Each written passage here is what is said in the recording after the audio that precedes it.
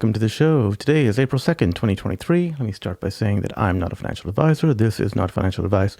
This information is intended for entertainment and educational purposes only. Today we'll be talking about a bunch of stuff, but the most important news today is that yesterday there was some info that was released via FOIA. There was some information that was obtained via a FOIA request and released. This is about some emails that were from FINRA to the SEC regarding MMTLP. Naturally, of course, that's the most important thing that's going on. So we'll be talking about that as well as other stuff. But anyway, let me start by saying that I think that U.S. financial markets are pretty corrupt. And the reason I think they're corrupt is because I can give FINRA as an example, right? FINRA is an SRO, self-regulatory agency. Their stated purpose is to protect investors. But they may have sacrificed 65,000 plus investors in order to save some short hedge fund buddies. And the question is, did they? Who knows? Let's ask the question. Here's what happened. So in case you're not sure of what the stock symbol MMTLP and the private company NextBridge Hydrocarbons is, let me give you a quick recap. FINRA created a whole bunch of fraudulent counterfeit shares in stock symbol MMTLP and caused further problems in the private company NextBridge Hydrocarbons. So let me start. On December 8th, 2022, according to FINRA data itself, there were 13.7 million shares of stock symbol MMTLP traded, of which 9.5 million shares were short sales. Okay, here's the FINRA data itself. As you can see, the short volume was about 9.5 million shares. Total volume, 13.7 million shares. Okay, now a short sale is when shares are sold prior to being purchased. Most people will actually buy shares and then sell them at some point later on. Short sellers do the exact opposite. Short sellers sell shares that they don't own with the plan to buy them back at some later point in time. As a result, short sales have an effect of dilution, right? They will dilute shares until the shares are subsequently purchased because they've already been sold. Shares have been sold without yet being bought. Okay, that's what short selling does. So FINRA issued a U3 extraordinary event halt on December 9th, 2012. Okay, and it's still in effect till now. Now, private company shares of NextBridge Hydrocarbons were supposed to be distributed to all MMTLP shareholders on December 14th, right? After which stock symbol MMTLP was supposed to be deleted and all short shares were supposed to be reconciled. Now, since you can't trade, since the shares were halted from the 9th to 12th, all the way up till now, right? And you can't trade those MMTLP shares. Those short shares can never be reconciled, right? They haven't been bought back, and they've been sold, and they can never be bought back. So MMTLP shares that were sold but never purchased, I call those fraudulent counterfeit shares. Okay, and those shares exist thanks to FINRA. So FINRA created the fraudulent counterfeit shares by issuing the U3 halt and preventing the short sellers from ever buying those shares back. Okay, so as a result, those shares are now fraudulent and counterfeit, and they were made that way by FINRA. Not only that, when you introduce fraudulent counterfeit shares into the market, you have now pushed down prices, right? Because those shares are fraudulent and counterfeit. So, because FINRA created the fraudulent counterfeit shares, they are now a price manipulator. They've manipulated prices downward, okay? They knew what they were doing when they created the fraudulent counterfeit shares, and they went ahead and did it, right? So, thank you, FINRA, for being a price manipulator. Next, FINRA also prevented every single MMTLP shareholder from receiving the one-to-one dividend of the private company NextBridge Hydrocarbons, okay? FINRA knew all about the spin out of the private company, and that FINRA knew that there were 165 million shares that were initially issued prior to these fraudulent counterfeit shares entering the market, and Metamaterials distributed all those 165 million shares to the transfer agent AST, who provided those shares to the broker-dealers. However, the broker-dealers had a lot more than 165 million shares. That was the number of shares that were issued, thanks to FINRA creating fraudulent counterfeit shares. Broker-dealers cannot distribute shares to shareholders, because that would mean that some shareholders would get shares while others would not. And they cannot pick and choose who gets shares, because then they'd be held liable, right? So, thank you, FINRA. That's what FINRA did. They created fraudulent counterfeit shares, they manipulated prices, and they prevented the distribution of the private company NextBridge Hydrocarbons.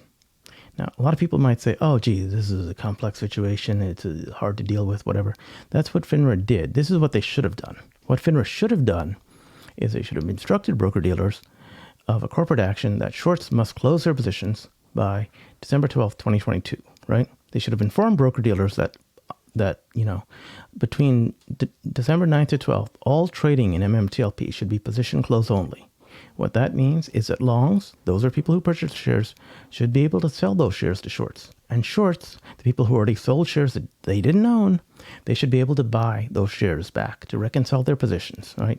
And if they didn't buy it back by December 12th, 2022, they should be a forced close at that point, right? And that would reconcile all the shares which were already sold to buyers, right? But never purchased, right? So these shares became fraudulent counterfeit shares, and they would never have become fraudulent counterfeit shares if FINRA performed these two corporate actions. FINRA knew about going to position close only. It's very standard. They knew about forcing shorts to close their positions, and they did not do it. Okay. Yesterday, on April 1st, we saw some documentation released as a result of a FOIA request, and it was some emails that was from FINRA to the SEC. It became the most important news of the day. People are talking about it then, and people are talking about it still now, because it is still the most important news of the day. I released a 5-minute emergency video just to let people know about it, and I've changed what I intended this video to be based upon that information, because it has literally changed the landscape of MMTLP. If you're not aware of what I'm talking about, this is the tweet by Howard / MikeAlex543. Please check it out. It is so a big shout out and thanks to Howard for doing the FOIA request, for getting the info, coalescing it, and then sending it out as a tweet. Now, the gist of this FOIA request is that it is an email from Sam Drady at FINRA to several people at the SEC, and it was copied to Richard Boyle and Jay Gibbon at FINRA. This email was on December 5th, 2022, and it indicates that FINRA was aware of fraud and manipulation by two issuers regarding MMTLP, okay? Because they state that it's by two issuers, that basically means that that they're talking about a market maker and or a hedge fund along the way, maybe two market makers. The reason they're not talking about the issuer of MMTLP is MetaMaterials. MetaMaterials issued a Series A preferred shares, which later began trading under the stock symbol MMTLP. Now, since they're referring to two issuers, we know that they are not talking about MetaMaterials. Instead, they're talking about a market maker, maybe two market makers, and or a hedge fund, right?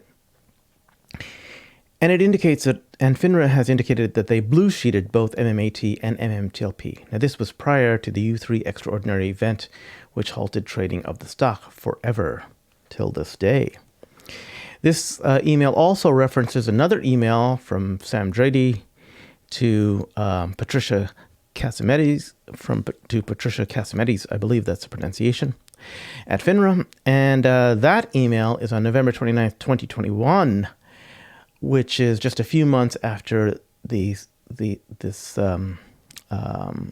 preferred share started trading under the stock symbol MMTLP. It started trading on October 7th. If you're not aware of what blue sheeting is, big shout out and thanks to Gray Tendo. He had a nice link in a tweet where he talks about what is a blue sheet.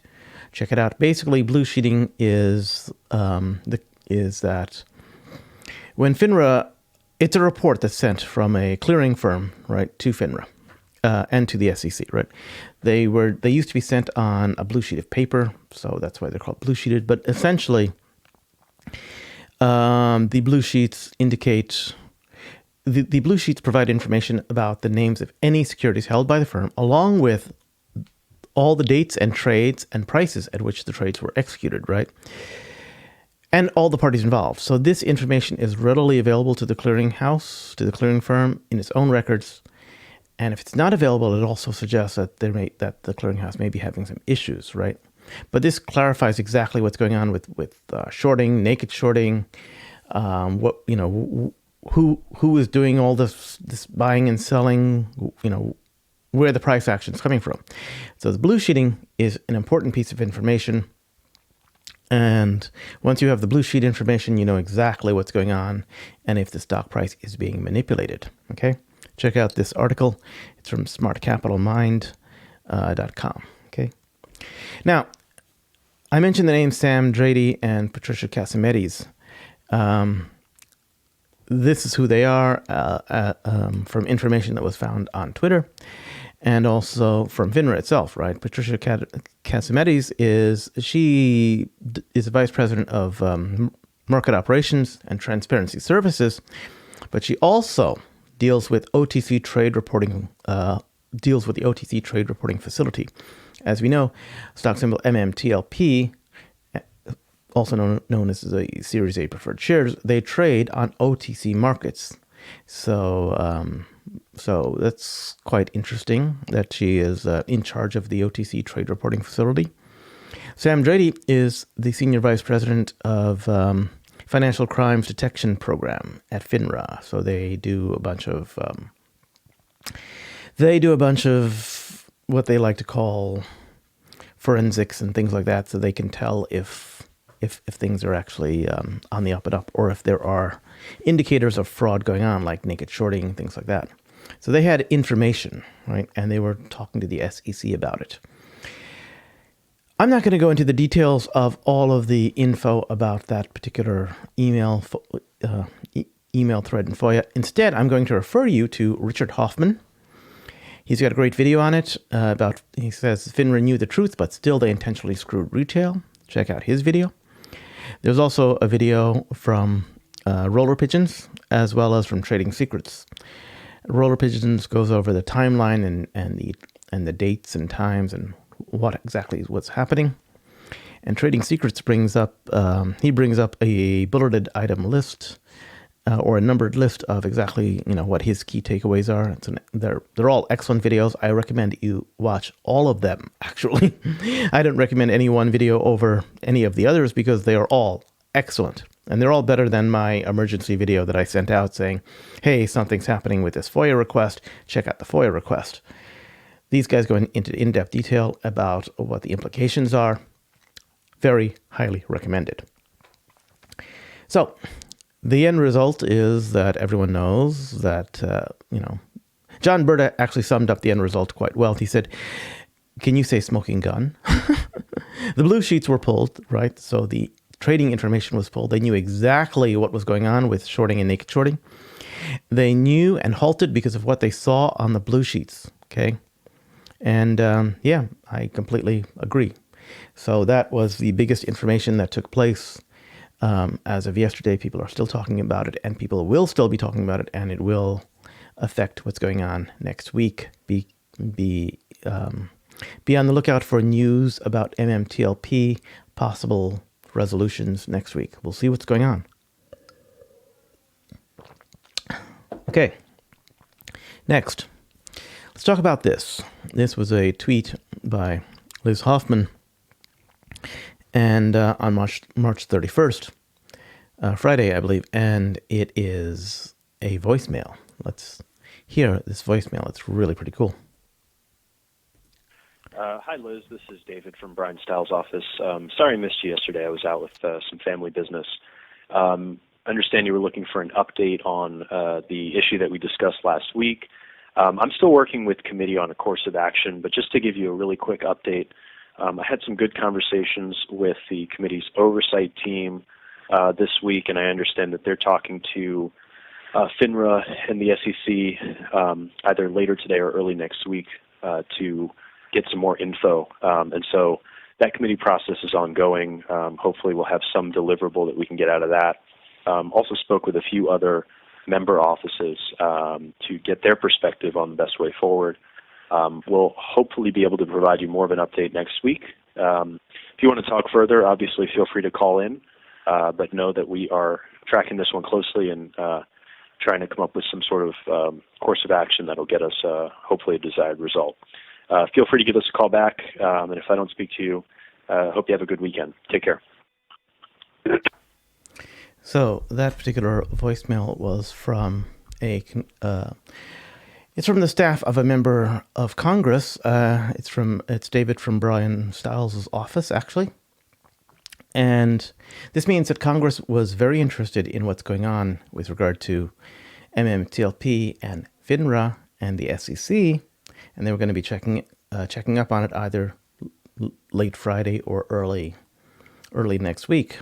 And isn't it interesting that we now have this information from the FOIA request, which clearly states that FINRA had blue sheeted the information, that they clearly knew what was going on with regard to massive naked shorting. The question comes up: have they colluded with shorts in order to screw 65,000 plus retail investors? Right? Have they? I do not know. But in either case, I also saw on Friday this tweet by Peter L. Thank you, Peter L. He actually saw that the 10K was released. And so I immediately had to look at the 10K, started looking it up, and I was going to make a video Friday night or Saturday morning about it. And I started reading the 10K, seeing what was going on. They talk mostly. They start by talking about the merger with McCabe, because McCabe has a bunch of oil. He has a bunch of oil and gas assets, and he's going to exchange his oil and gas assets in the Rio Grande Basin for NBH shares. They talk about that. They also talk about this 2022 note, which is where Greg McCabe lent NextBridge Hydrocarbons up to $20 million. They've currently borrowed about $2 million. And then they also provide a quick status update about the fact that they have 15 test wells in the Rio Grande project, and to test for shallow pay zones, deeper pay zones. They're making good progress. They also provide an update as to what's going on with the drilling. They've met all their drilling obligations. And then they spend some time talking about their notes, right? There's a 2021 note, which, by the way, was supposedly due on March 31st, 2023. However, that has been extended. As of in the 10K, it states it's been extended till October. The note is from Metamaterials, who is a friendly lender, of course. And the 2022 note is also from a friendly lender, Greg McCabe. Both the notes state that if, for some reason, NextBridge Hydrocarbons raises $30+ million, and the note may be automatically extended to October timeframe. And in the case of the 2021 note, it has been extended. In the case of the 2022 note, it may be extended, and we'll see. Otherwise, it's due sometime around June, I believe, June 21st or so. Okay. But again, there's nothing major in terms of news that comes out from the 10K, to be honest. They have found some additional pay zones. They intend to drill. They intend to drill and develop the area. They're not going to produce oil. They intend to find out how much oil there is first before they start producing oil and moving forward that way. So, interesting 10K update, not that major. However, one of the things that we should note is that there was this tweet by John Berta. He was responding to a Scott Trout tweet, where Scott Trout happened to state that TD Ameritrade told me. So this was on March 20th that Scott Trout made this tweet. It's quite interesting. Again, it's about 2 weeks ago, but I think it's very, very relevant. TD Ameritrade just told me that FINRA halted MMTLP when dark pool trades had hit 100x normal value, and they nuked it with the U3 because the share price bore no resemblance to the actual value. To which John Berta replies, oh, looks likely they were seeing level 2s showing only 5 million shares up to 4K on the offer side. No way they could cover and not cost billions. Okay. Now, to which I said, great, thank you, John Berta, for this info, because I did not know about the 5 million shares. Apparently, if you look at the order book, there were 5 million shares available only, and the max price was $4,000 a share.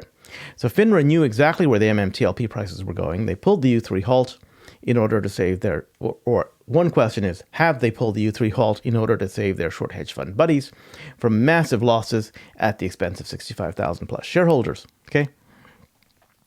Basically, that order book information says $4,000 per share was a minimum price, and they only had 5 million shares. So I believe they would still need to close out something in the range of 200 million plus short shares. Okay. Why do I say it was a minimum price? I don't know how many people have seen order books. This is an example of a level 2 order book for GameStop, stock symbol GME. This is what an order book, a level 2 order book basically looks like.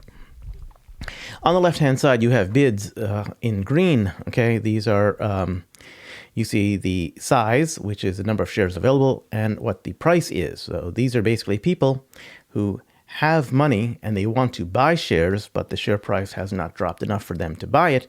So they are willing to buy that number of shares for that price. These are basically good till canceled buy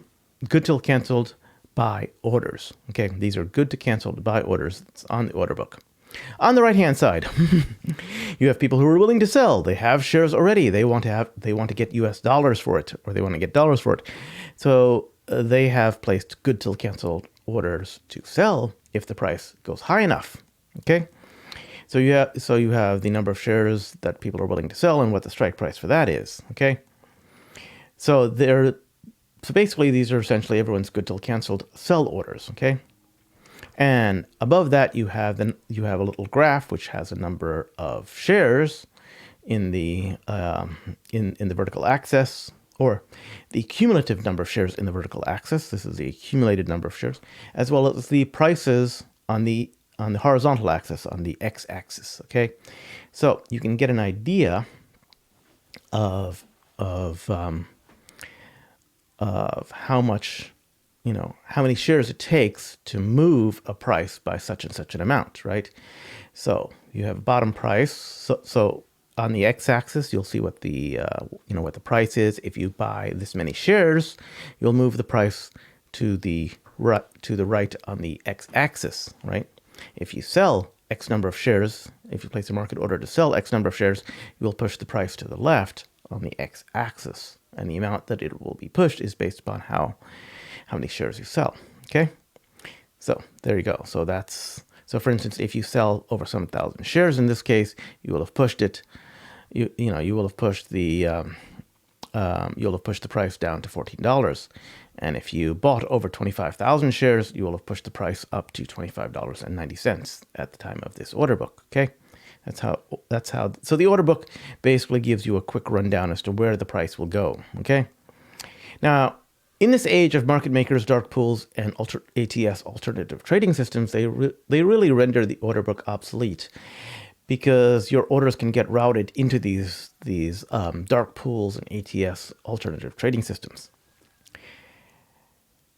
But the interesting thing is, and note, market makers will of course make short and attempt to close their short positions when the prices are lower. Okay, but the interesting thing to note is that if your broker goes to a position close only, market makers cannot naked short at that point, which means they have to go hit the order book directly. That means the only source of the shares is these good till canceled orders, right? So the shorts closing their positions must buy from the longs who are offering their shares for sale. What happens then? The order book gets hit, right? So John Berta's tweet basically says that in the case of MMTLP, we know that the total number of shares available, right, to be bought was 5 million shares. The max price was $4,000 per share. Okay, that's what would have happened. Now, there were 5 million shares that was available on the order book, but the last day that it actually traded, we saw that there were 9.5 million shares, right, that was a short volume. So 9.5 million shares were shorted, naked shorted, right, on that particular day. And that short position would have to be closed. That would have easily resulted in hitting that max price of $4,000 per share. So $4,000 a share was likely a minimum price for MMTLP, is what I said, and I stand by it based upon that data and that information. Okay. Note, this is the order book is the only place you can go when you go to position close only. You cannot naked short at that point. And so that's why I think that tweet was very valuable. So I said thank you to John Berta for this information. So yeah, 5 million shares, max price $4K per share. Okay, let's look at the price history of MMTLP. By the way, this is the entire price history of all the time it was trading. And if we start, we know that it started trading on October 7th, 2021, without the consent of the issuer, who was Meta Materials, without notice to shareholders, with incorrect information in the documentation regarding who was CEO of Torchlight Energy. Okay, FINRA was requested to halt the trading at the request of the issuer, Meta Materials. And FINRA said, no, it's already trading. We're going to let it trade. That's what FINRA said. They did not halt the trading, even though this trading did not come from, the stock symbol and trading did not come from the issuer, even though there was incorrect information that was listed on the documentation, even though they were made aware of that, they decided to let the stock trade. Okay? So the question is, was this because short hedge funds and market makers who had naked shorted MMAT and they now owed the Series A preferred shares, and they couldn't deliver because it was, of course, non-tradable before this, that because they owed these shares, they'd have to try to buy the shares. And the question is, were they trying to buy the shares from unsuspecting shareholders? Nobody knew about this stuff, that it was going to trade. But anyway, thanks to the internet, word got out that the Series A preferred shares were actually trading under the stock symbol MMTLP. But in either case, there was still a lot of uncertainty. People didn't know what was going on. And some people bought. In fact, a lot of people bought, and the share prices started to rise dramatically. So much so that the hedge funds and market makers had to continue to short and to naked short in order to keep the prices down. Otherwise, their short position would have been overrun dramatically and prices would have exploded. Okay? So, by the way, short shares are when, I've been mentioning short shares all this time. Short shares are when shares have been sold before they've been purchased, with the intention to buy the shares back later. But we'll see. Anyway, Meta Materials decided to spin out the assets of this private company. They decided to spin out the assets of these oil and gas assets into a private company called NextBridge Hydrocarbons. We're talking about 3.2 billion barrels of oil in the ground in West Texas near El Paso. And they gave warning about it for 6 months. Plenty of time for shorts to close their positions. But the shorts were greedy. They didn't close their positions, right? And in fact, what happened was that they shorted even more. Then FINRA comes along, and they U3 halted the shares on December 9th and 12th, 2 days before the date of record for when the private company shares would be issued as a dividend. Okay, and what that means is that shorts would have to provide these private company shares as a dividend, which they cannot provide because they do not own the private company shares. In either case, it was U3 halted on December 9th and 12th. There was no warning provided to retail investors. The U3 halt prevented the shorts from reconciling their shares. And days prior to the U3 halt, we had a bunch of shorts naked shorting the stock, even more, driving the price down from $12.50 all the way down to $2.89, as you can see on the chart. Okay? So, the question naturally comes up, did FINRA act to protect their short hedge fund buddies at the expense of 65,000 plus retail investors? Okay? And so, who knows? But one good question is, how big is the short position? How many shares are there out there that was shorted? Okay? To which we can thank, along comes Russ Race. He's a part of the MMAT family, the MMTLP family. And he decided to run, he decided to do a survey and ask people, hey, gee, how many shares do you own? He did a survey and he counted about as of, As of March 13th, he counted about 41 million shares across 6,305 holders. Okay. Thank you, Russ Race, for conducting the survey and in providing us with this information. Okay. So if you take his info, okay, now this is 41 million shares without any outliers. He's removed all the outliers, and we have 6,300 people with no outliers, right? The outliers are the large shareholders. We're talking people like McCabe, William, David, and John Berta, of course. They have millions of shares. The total number of shares that all the big shareholders, that these four big shareholders have, is 51 million shares. So this information with 6,305 shareholders does not include the about 51 million shares. But we have an average of about 6,500 shares per shareholder, right? Now we know that there's a lot more than 6,300 shareholders, but the average number of shares for each shareholder here across this survey is about 6,500 or so.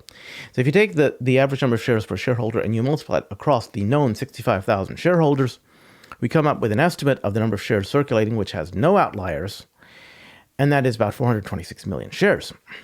427 million shares. Add in the 51 million shares of outliers, you get about 478 million shares, total estimated MMTLP shares out there in the world that's circulating. We know that only 165 million shares have been issued. That means that the short position is somewhere in the range of 312 million shares. Let me repeat, I am estimating that the short position is somewhere in the range of 312 million shares. That 5 million shares that's on that order book, that wouldn't have done anything. That would have pushed the price dramatically, but that would not have closed out the short position one whit.